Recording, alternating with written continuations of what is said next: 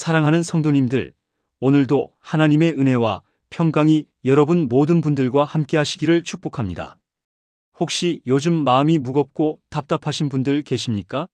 아침에 일어나기가 힘들고 하루하루가 그냥 버텨내는 시간처럼 느껴지는 그런 날들 말입니다. 가족들 앞에서는 괜찮은 척하지만 혼자 있을 때면 눈물이 나오는 그런 경험들 있으시지 않습니까? 특히 우리 50대, 60대, 70대 분들은 더욱 그렇습니다. 자녀들은 다 컸는데 뭔가 허전하고 건강도 예전 같지 않고 경제적인 걱정도 늘어가고 있습니다. 코로나를 겪으면서 더욱 외로움을 느끼시는 분들도 많으실 것입니다. 교회도 예전처럼 자주 나가기 힘들고 친구들과 만나는 것도 쉽지 않은 요즘입니다. 그런데 사랑하는 믿음의 가족들, 바로 이런 때일수록 하나님의 말씀이 필요합니다. 우리의 마음을 어루만져 주시고 위로해 주시고 다시 일으켜 세워주시는 하나님의 살아있는 말씀이 필요한 것입니다. 오늘 이 시간에는 우울한 마음을 이기기 위해 꼭 필요한 하나님의 말씀 5가지를 함께 나누겠습니다.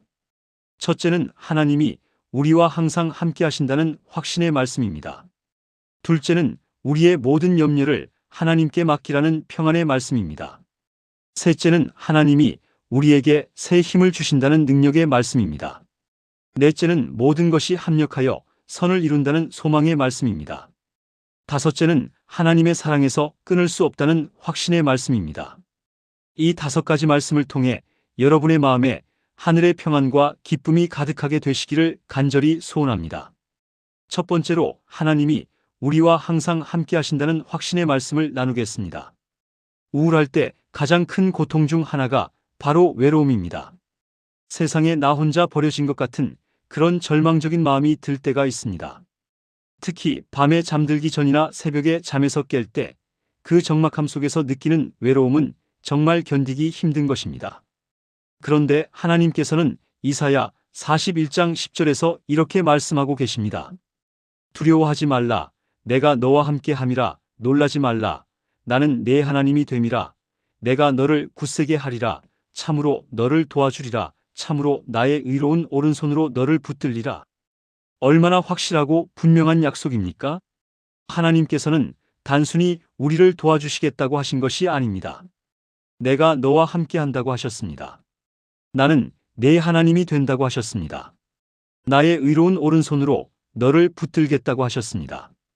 이것은 이스라엘 백성들이 바벨론 포로에서 70년 만에 돌아올 때 주신 말씀입니다.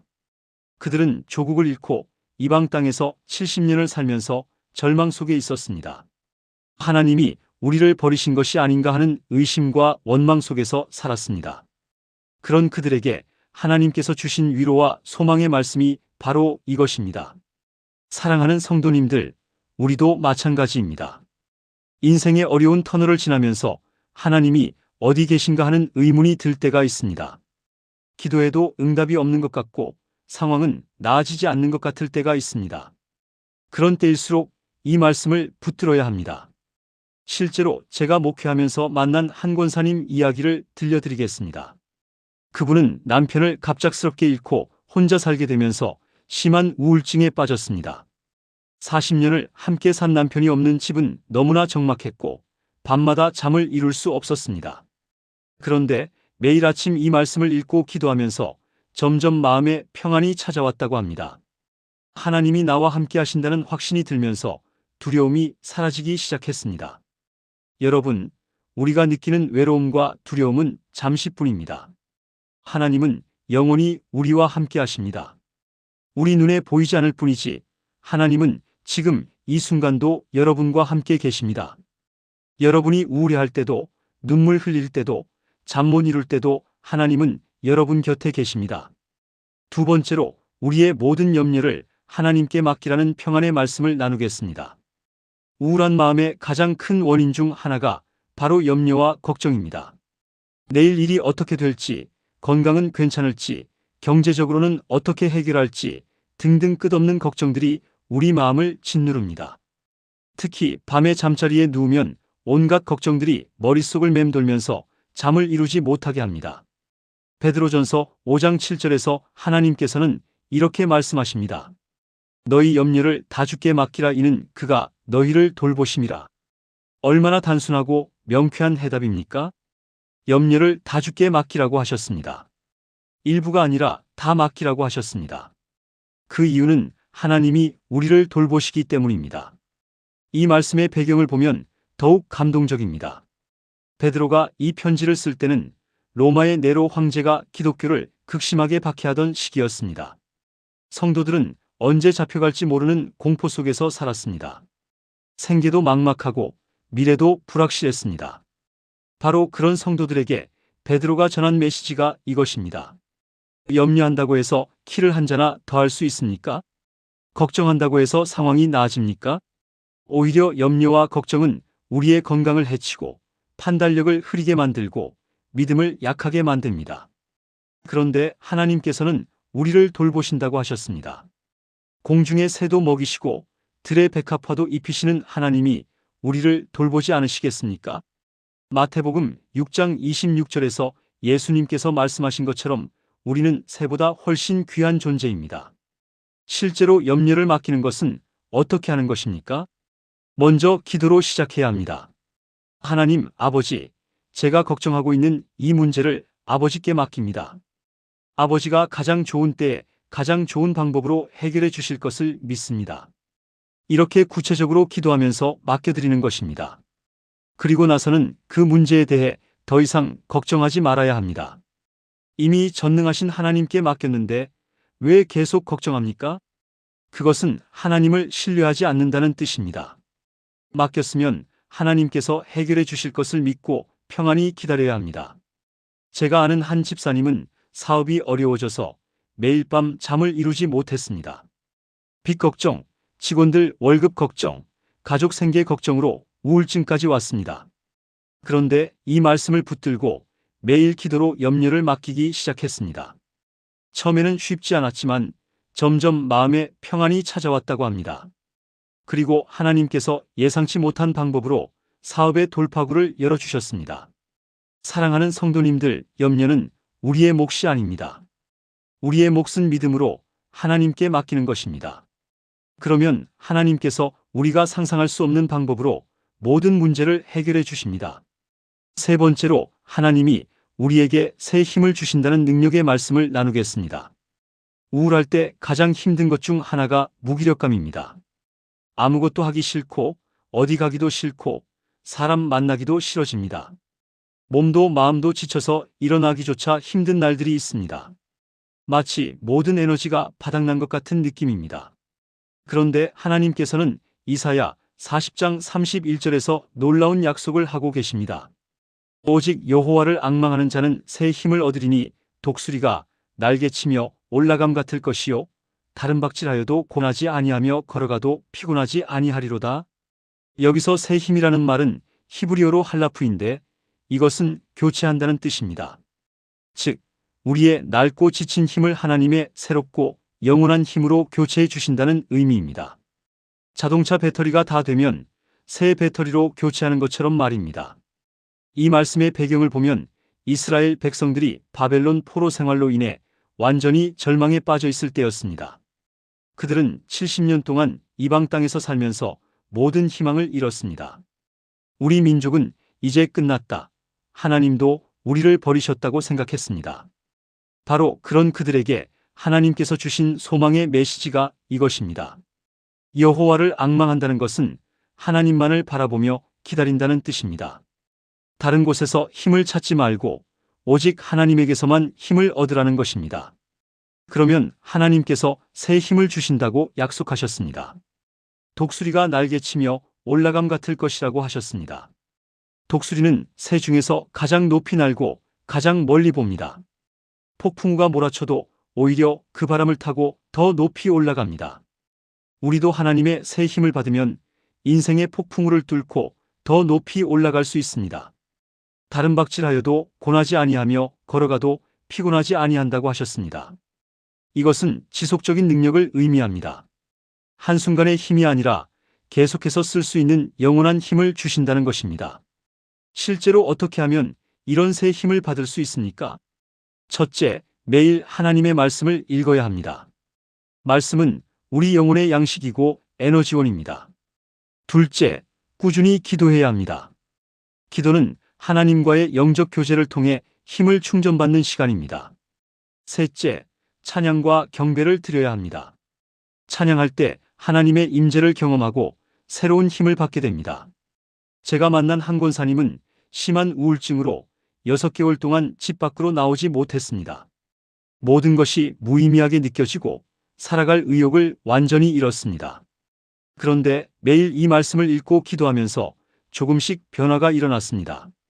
처음에는 침대에서 일어나는 것부터 시작해서 나중에는 교회 봉사까지 할 수 있게 되었습니다. 하나님께서 정말로 새 힘을 주셨던 것입니다. 사랑하는 성도님들, 여러분이 아무리 지치고 힘들어도 절망하지 마십시오. 하나님께서는 여러분에게 새 힘을 주실 것입니다. 오직 하나님만 바라보고 기다리시기 바랍니다. 그러면 독수리가 날개치며 올라감 같은 새로운 힘을 경험하게 될 것입니다. 네 번째로 모든 것이 합력하여 선을 이룬다는 소망의 말씀을 나누겠습니다. 우울한 마음이 들 때 가장 힘든 것 중 하나가 현재 상황을 이해할 수 없다는 것입니다.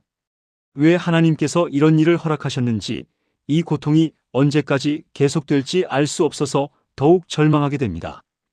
특히 좋은 일은 없고 나쁜 일만 계속 생길 때는 하나님이 나를 미워하시는 것이 아닌가 하는 생각까지 들게 됩니다. 그런데 로마서 8장 28절에서 바울은 이렇게 말씀합니다. 우리가 알거니와 하나님을 사랑하는 자, 곧 그의 뜻대로 부르심을 입은 자들에게는 모든 것이 합력하여 선을 이루느니라. 이 말씀에서 모든 것이라고 했습니다. 좋은 일만이 아니라 나쁜 일도, 기쁜 일만이 아니라 슬픈 일도, 성공만이 아니라 실패도 포함됩니다. 우리가 이해할 수 없는 일들, 받아들이기 힘든 일들도 모두 포함됩니다. 합력하여라는 말은 헬라어로 슈네르게오인데 함께 일한다는 뜻입니다. 마치 오케스트라에서 여러 악기들이 함께 연주해서 아름다운 하모니를 만들어내는 것과 같습니다.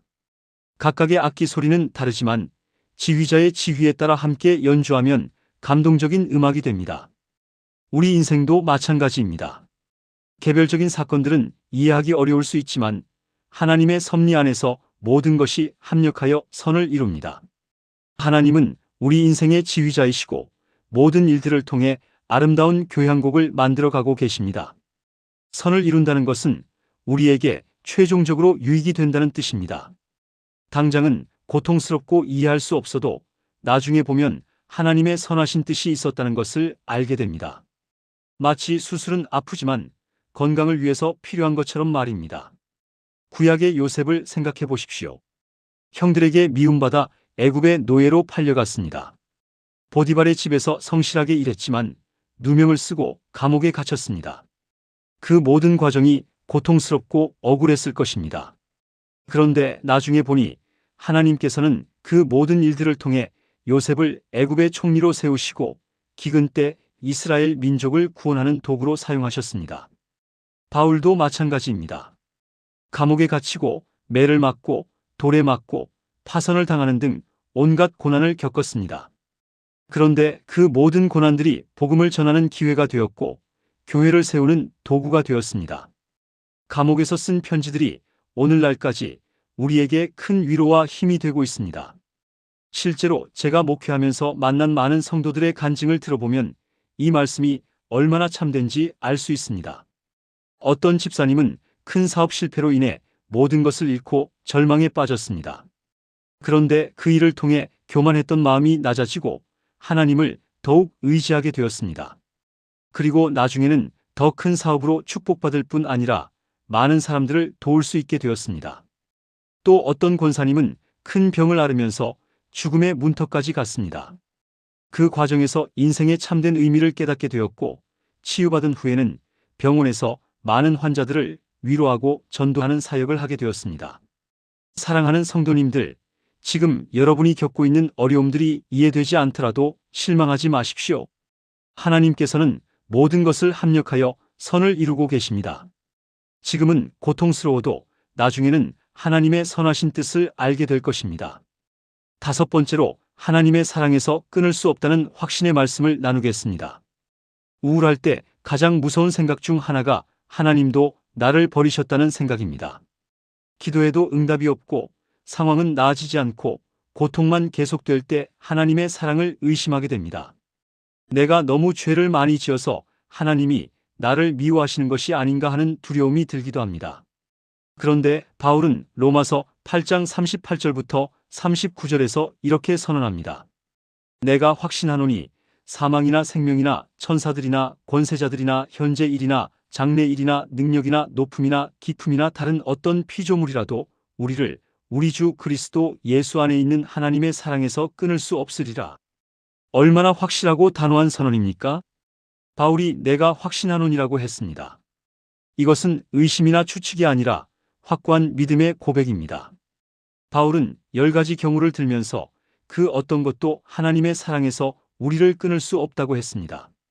사망도 생명도 천사들도 권세자들도 현재 일도 장래 일도 능력도 높음도 깊음도 다른 어떤 피조물도 불가능하다고 했습니다. 이것은 우주의 모든 존재와 모든 상황을 다 포함하는 것입니다. 죽음도 우리를 하나님의 사랑에서 끊을 수 없습니다. 삶의 어려움들도 끊을 수 없습니다. 영적 존재들도 끊을 수 없습니다. 세상의 권력자들도 끊을 수 없습니다. 현재의 고통도 미래의 불안도 끊을 수 없습니다. 바울이 이렇게 확신할 수 있었던 이유가 무엇입니까? 그것은 하나님의 사랑이 그리스도 예수 안에 있는 사랑이기 때문입니다. 예수님께서 십자가에서 우리를 위해 죽으심으로 하나님의 사랑을 완전히 증명해 주셨습니다. 로마서 5장 8절에서 말씀하신 것처럼 우리가 아직 죄인 되었을 때에 그리스도께서 우리를 위하여 죽으심으로 하나님께서 우리에 대한 자기의 사랑을 확증하셨습니다. 우리가 선해서 사랑하신 것이 아닙니다. 우리가 의로워서 사랑하신 것이 아닙니다. 우리가 죄인이고 연약할 때부터 이미 사랑하셨습니다. 그 사랑이 십자가를 통해 완전히 나타났습니다. 그런데 그 십자가의 사랑이 우리의 실수나 실패 때문에 변할 수 있겠습니까? 우리의 상황이 어려워진다고 해서 줄어들 수 있겠습니까? 절대 불가능합니다. 왜냐하면 하나님의 사랑은 우리의 행위에 기초한 것이 아니라 하나님의 본성에 기초한 것이기 때문입니다. 요한일서 4장 8절에서 말씀하신 것처럼 하나님은 사랑이십니다. 사랑이 하나님의 속성이 아니라 하나님 자체가 사랑이십니다. 바울 자신도 이 사랑을 의심했던 적이 있었습니다. 그는 스데반을 죽이는 일에 찬성했고 교회를 핍박했고 성도들을 잡아 감옥에 가두었습니다. 그런 그가 다메섹 도상에서 예수님을 만났을 때 얼마나 놀랐겠습니까? 자신 같은 죄인도 하나님이 사랑하신다는 것을 깨달았을 때 그 감격이 어땠겠습니까? 그래서 바울은 디모데전서 1장 15절에서 이렇게 고백했습니다. 미쁘다 모든 사람이 받을 만한 이 말이여 그리스도 예수께서 죄인을 구원하시려고 세상에 임하셨다 하였도다. 죄인 중에 내가 괴수니라. 자신을 죄인 중에 괴수라고 했지만 그런 자신도 하나님이 사랑하신다는 확신이 있었습니다. 실제로 우리 삶에서 이 확신이 얼마나 중요한지 모릅니다. 우울할 때 가장 필요한 것이 바로 무조건적인 사랑입니다. 내가 실패해도 넘어져도 부족해도 변하지 않는 사랑 말입니다. 바로 그 사랑이 하나님의 사랑입니다. 제가 상담했던 한 집사님은 자녀 교육에 실패했다는 자책감 때문에 심한 우울증에 빠졌습니다. 아들이 잘못된 길로 빠져서 가정이 풍비박산이 되었는데 모든 것이 자신의 잘못이라고 생각했습니다. 하나님도 자신을 버리셨다고 생각하며 교회도 나오지 않았습니다. 그런데 이 말씀을 통해 하나님의 사랑은 변하지 않는다는 것을 깨닫게 되었습니다. 자신의 실패가 아무리 크더라도 하나님의 사랑에서 끊어지지 않는다는 확신을 얻었습니다. 그 확신이 생기자 다시 일어설 힘이 생겼고 아들을 위해 끝까지 기도할 수 있었습니다. 결국 하나님께서 그 아들도 회복시켜 주셨습니다. 사랑하는 성도님들, 어떤 상황에서도 이것만은 확신하십시오. 하나님의 사랑은 절대 변하지 않습니다. 여러분이 실패해도 넘어져도 실망시켜드려도 하나님의 사랑은 그대로입니다. 그 사랑 안에서 다시 일어서시기 바랍니다. 지금까지 우울한 마음을 이기기 위해 꼭 필요한 하나님의 말씀 5가지를 함께 나누었습니다. 첫째, 하나님이 우리와 항상 함께 하신다는 확신의 말씀입니다. 두려워하지 말라. 내가 너와 함께 함이라는 이사야 41장 10절의 말씀을 기억하십시오. 여러분은 혼자가 아닙니다. 전능하신 하나님이 여러분과 함께 계십니다. 둘째, 우리의 모든 염려를 하나님께 맡기라는 평안의 말씀입니다. 베드로전서 5장 7절의 말씀대로 모든 염려를 하나님께 맡기십시오. 하나님이 여러분을 돌보십니다. 더 이상 혼자 짊어지려고 하지 마십시오. 셋째, 하나님이 우리에게 새 힘을 주신다는 능력의 말씀입니다. 이사야 40장 31절의 약속을 붙드십시오. 여호와를 앙망하는 자는 새 힘을 얻습니다. 아무리 지치고 힘들어도 하나님께서 새로운 힘을 주실 것입니다. 넷째, 모든 것이 합력하여 선을 이룬다는 소망의 말씀입니다. 로마서 8장 28절의 약속을 신뢰하십시오. 지금은 이해되지 않더라도 하나님께서 모든 것을 합력하여 선을 이루고 계십니다. 절망하지 마시고 하나님의 계획을 기다리십시오. 다섯째, 하나님의 사랑에서 끊을 수 없다는 확신의 말씀입니다. 로마서 8장 38절과 39절의 선언을 믿으십시오. 그 어떤 것도 여러분을 하나님의 사랑에서 끊을 수 없습니다. 그 사랑 안에서 안전하십시오. 사랑하는 믿음의 가족들, 이 5가지 말씀이 여러분의 마음을 치유하고 회복시키는 하나님의 처방전이 되기를 간절히 소원합니다. 우울한 마음이 들 때마다 이 말씀들을 읽고 묵상하시기 바랍니다. 하나님의 말씀은 살아있고 운동력이 있어서 여러분의 마음을 변화시키실 것입니다. 이 말씀이 여러분에게 도움이 되셨다면 좋아요 버튼을 눌러주시고 댓글로 여러분의 간증도 나누어 주시기 바랍니다. 여러분의 간증이 다른 분들에게도 큰 위로와 힘이 될 것입니다. 그리고 구독과 알림 설정도 잊지 마시기 바랍니다. 마지막으로 여러분 모든 분들을 위해 기도하겠습니다. 사랑의 하나님 아버지, 오늘 이 말씀을 듣는 모든 성도님들을 축복해 주시옵소서. 우울하고 낙심한 마음을 하나님의 사랑으로 치유해 주시고 새로운 소망과 기쁨으로 채워 주시옵소서. 하나님이 함께 하신다는 확신, 모든 염려를 맡길 수 있다는 평안, 새 힘을 받을 수 있다는 소망, 모든 것이 합력하여 선을 이룬다는 믿음, 하나님의 사랑에서 끊어질 수 없다는 확신을 주시옵소서. 이 말씀이 살아 역사하여 모든 성도님들의 마음에 하늘의 평안과 기쁨이 충만하게 하여 주시옵소서. 이 모든 말씀을 우리 주 예수 그리스도의 이름으로 기도드립니다. 아멘. 하나님의 은혜와 평강이 여러분과 여러분의 가정에 늘 함께 하시기를 축복합니다. 다음 시간에도 더욱 은혜로운 말씀으로 찾아뵙겠습니다. 감사합니다.